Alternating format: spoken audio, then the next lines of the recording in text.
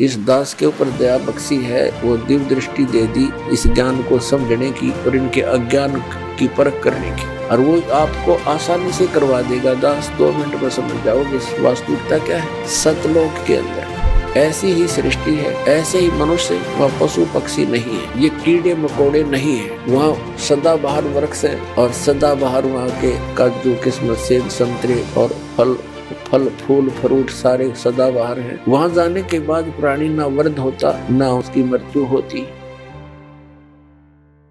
ये जितने भी हैं, विशेषकर राधा स्वामी पंथ, जय गुरुदेव पंथ, ये सच्चा सौदा सिरसा वाले और जगमाल वाली वाले और ये ठाकुर जी वाले, एक दनौद भिवानी वाले, ये सारे नरे बबुल के पेड़ उग गए। अपने आत्माओं ये बताते हैं कि सतलोक में परमात्मा निराकार है, और इन्हें ना सतलोक का पता। सतलोक क्या है? कहते वही सतलोक, वही सतनाम, वही सारनाम, वही सार शब्द और वही सतपुरुष, वो सतलोक ही है, वो निराकार है, चेतन प्रकाश है। और इन सभी कबीर पंथियों का और सभी इन राधा स्वामी से निकली हुई उनकी ब्रांचों का, जैसे सच्चा सौदा सिरसा और जगमाल वाली और ये ठाकुर जी जय गुरुदेव जी वाले, इनका मानना है कि मोक्ष प्राप्त प्राणी सतलोक के अंदर उस परमात्मा के प्रकाश में ऐसे मिल जाती है, वो आत्मा जैसे बूंद समंदर में। और एक है ब्रांजड़ी गांव जम्मू के अंदर, एक नया संत मिला जिसका नाम है मधु परमहंस, और वो भी कबीर पंथी कहलाता है। और सतलोक को कैसे डिफाइन करता है? सृष्टि रचना सुनाते समय उसने क्या बताया है कि पहले परमात्मा गुप्त थे, फिर उन्होंने एक शब्द उच्चारण किया, उससे एक अद्भुत प्रकाश बन गया। उस प्रकाश के अंदर फिर परमात्मा अमर पुरुष समा गया, वो अमरलोक हो गया। फिर वो फिर अमरलोक बन गया, यानी वो परम पुरुष भी, अमर पुरुष भी, अमरलोक फिर एक हो गया, वो प्रकाश पुंज। और फिर कहते हैं उस प्रकाश ने परमात्मा को ऐसे छटक दिया, अपने आप को ऐसे छटक दिया, उसमें से बूंद सी बन गई, ऊपर जानते फिर उल्टी आ गई। जैसे जल की बूंद ऊपर को फेंकी जाए, जल में आकर मिल जाती है, पर वो मिली नहीं, वो कण कण से बन गए, बिंदु से बनकर जीव बन गए, घूमने लग गए उस प्रकाश में। वहां जाकर उसके हिसाब से मोक्ष प्राप्त प्राणी वो हंस बनकर जाते हैं, और वो डॉट बिंदु बनकर ऐसे घूमते हैं जैसे मछली जल में उस प्रकाश में भटकती है। ये कहता है कि मेरे पास जो वस्तु है ब्रह्मांड में नहीं। अब उसका सारा जाड़ा लेकर और गांठ बांध दी उसकी, अब दिखा देंगे वो कैसा क्या है उसके पास वस्तु। तो अपने आत्मा परमात्मा ने दया बख्शी है अपने ऊपर, इस दास के ऊपर दया बख्शी है, वो दिव्य दृष्टि दे दी इस ज्ञान को समझने की और इनके अज्ञान की परख करने की, और वो आपको आसानी से करवा देगा। दास 2 मिनट में समझ जाओगे वास्तविकता क्या है। एक तो इसका विधान है श्री मधु परमहंस रांजड़ी वाले का, जम्मू वाले का। एक तो ये हो गया कि अमर पुरुष और अमरलोक वो एक बन गया, वो चेतन प्रकाश हो गया। और फिर नु कह सार नाम भी, आदि नाम भी, और सार शब्द भी, विधेय शब्द भी, वो अमर पुरुष ही है। अमर पुरुष वो बनेगा अमरलोक, यानी वो सारा कुछ हो चेतन प्रकाश को, ये अमरलोक भी, सार शब्द भी, सार नाम भी, विधेय नाम भी, आदि नाम वही, सतनाम भी वही, अमरलोक भी वही, सतपुरुष भी, अमर पुरुष भी वही, और सार नाम भी वही। आ गया वहीं जहां से शुरू हुए थे।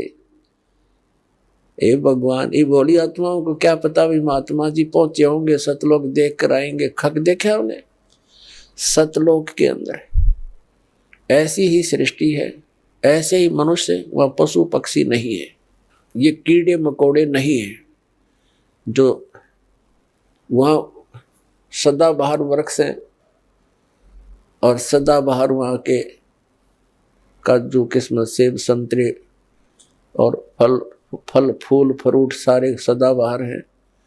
वहाँ जाने के बाद प्राणी ना वृद्ध होता ना उसकी मृत्यु होती।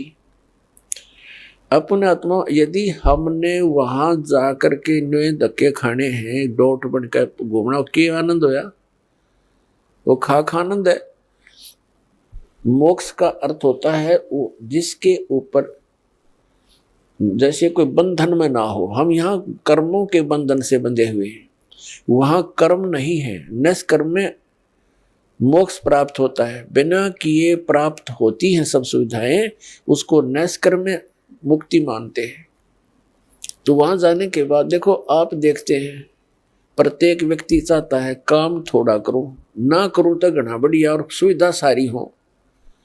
तो ये हमने कहा, यह आभास कहाँ से हुआ? क्योंकि हम ऐसे स्थान पर रहते थे, वहां हमने काम तो करना ही नहीं पड़ा था, सुविधा नरी थी, आगे पड़ी रही थी। फिर दूसरा कोई बूढ़ा होना नहीं चाहता, वृद्ध अवस्था को कति पसंद नहीं करते, यानी 80 साल तक भी बाल काले करते रहे हैं और दांत कृत्रिम टडवाए ले हैं, और कुछ थोड़ी बहुत सेहत बूढ़ा सा ना दिखो हैं। और फिर मृत्यु कोई नहीं चाहता, और दोनों कंपलसरी। ये तो यहाँ का यूनिवर्सल ट्रूथ है, हार्ड एंड फास्ट रूल है तो इसका कि वृद्ध भी होगा और मृत्यु भी होगी, और हम दोनों पसंद नहीं करते, दोनों कंपलसरी होंगी यहाँ पर। इसी प्रकार कोई काम करना नहीं चाहता। हम उच्च शिक्षा किस लिए प्राप्त करते हैं कि हम कुर्सी पर बैठे दफ्तर के नीचे, नौकर हों, घंटी बजाएं, पानी पिलाओ, चाय लाओ, हैं? काम कुछ नहीं करना पड़े, तनख्वाह मिला गणी ठाठ से रहे।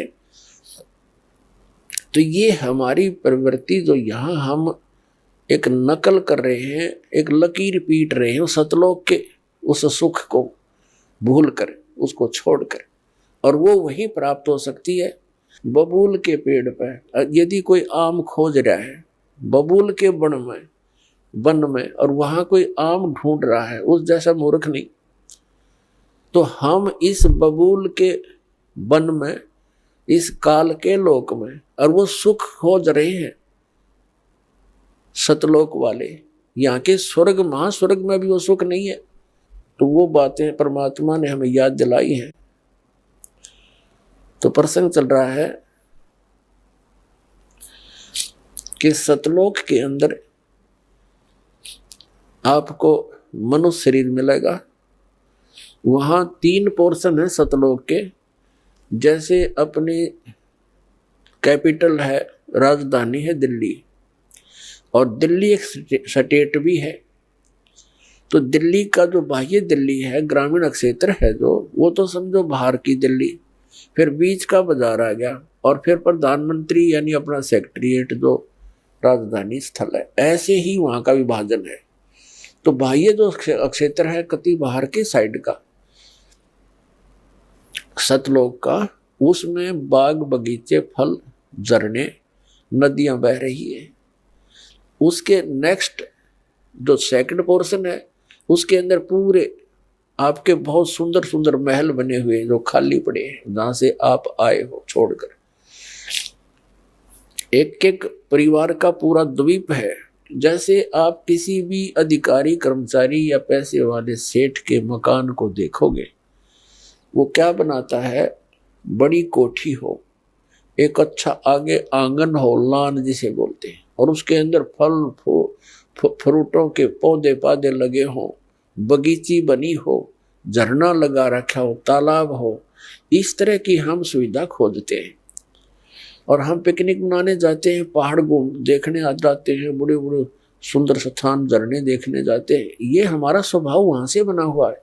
और यहाँ तो हम जाते हैं, वहाँ जेब कटवा कर आ जाते हैं, 10,000 रुपये ले गए कुल्लू और मनाली मई जून जुलाई में, और अपने पैसे खर्चो, वह कुछ दिनों के लिए इधर उधर सैर सपट्टे करो और पैसे बर्बाद करके वापस आ जाओ। यहाँ का तो ये सुख है।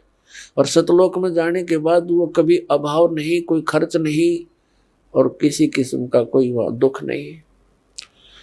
तो अब हम कोई मरना नहीं चाहते और ये परिवार बना रहो, हम मरा नाम न कति जरूरत नहीं, चाहे दुखी और भी हो जावा, हम यहाँ से नहीं जा सकते, जरूरत ही नहीं हमने जाने की फिर।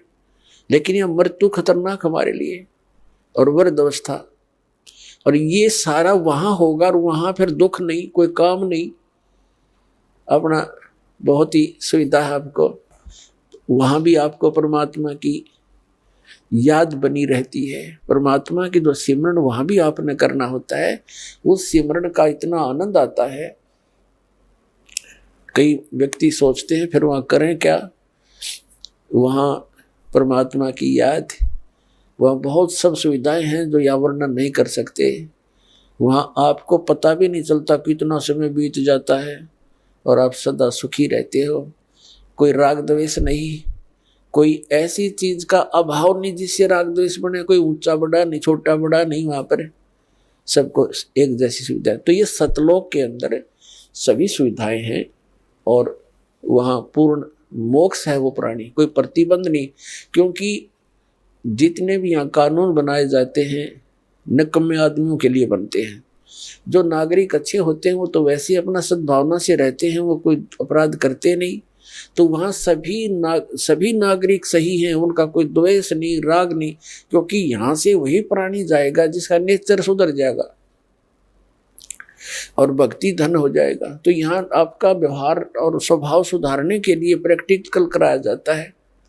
तो आप यहाँ आते हो सत्संग में, आप यहाँ आकर के एक तो ज्ञान सुनते हो, ज्ञान सुनो, फिर ज्ञान के ऊपर उसके अमल करो कि जो वचन कहे जाते हैं ये किसी डूम बाट के गीत नहीं, ये परमात्मा का दिया हुआ मार्ग है, परमात्मा के दिए हुए वचन है, ज्ञान है। और आप यहाँ आए किस उद्देश्य से हो इतनी दूर?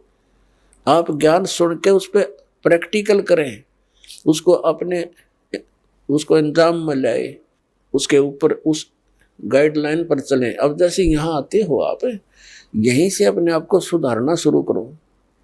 जैसे सभ्य लोग होते हैं बस में बैठे और कोई देखा कोई वृद्ध है, उसको कहते हैं अपने साथ एडजस्ट कर लेते हैं, आओ आप बैठ जाओ।